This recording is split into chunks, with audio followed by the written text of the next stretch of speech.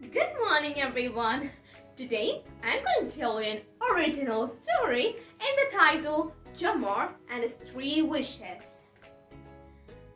Once upon a time, in the deep, dark depths of the New York City, there lived a man named Jomar. Now, Jomar was unhappy with his life because neither God nor anybody else could give him anything, and he hated himself for that. One day, Jomar was walking down the street with a toolbox in his hand.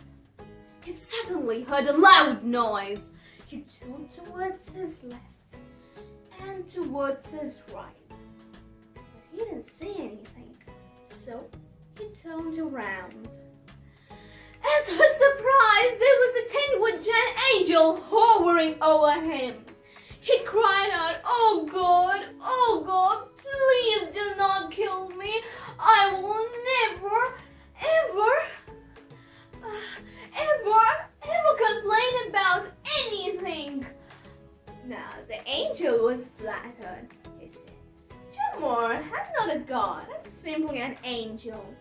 But my God has been moved by your complaint and is willing to grant you 3 wishes. And hates to make out of ways you do not want to be a fool." Now, in a blink of an eye, the angel disappeared. Now, Jomar was ecstatic. He could have all the cars, all the clothes, everything he wanted. He had to tell it to somebody. So quickly rushed to his house to tell his wife Sharon.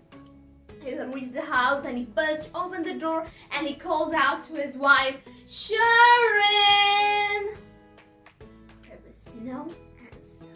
So he tried again, "Sharon!" There was still no answer. So he tried again, "Sharon!" Now he could hear the reply from distance, "I'm coming, honey."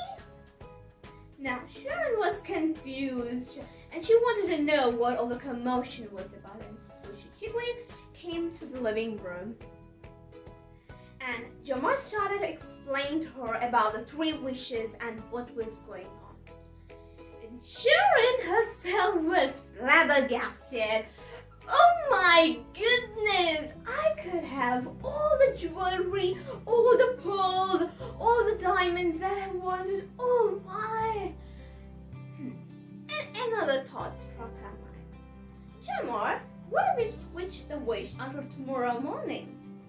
So they decided to flip the wish off until the next day. Later that evening, they were having leftovers, of which were cornbread, green-eyed peas, and black-eyed peas, cereal greens, green peas, and they were eating really good.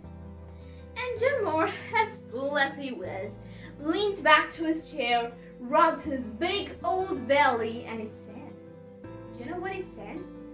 He said, "I would wish for nothing else but a big pole jab." Well, Jomar has made his first wish. Now, Sharon was furious. "Jomar, out of all the things you could have wished for, you wished for a measly paw jab." Oh, I'm sorry, baby. I didn't mean to.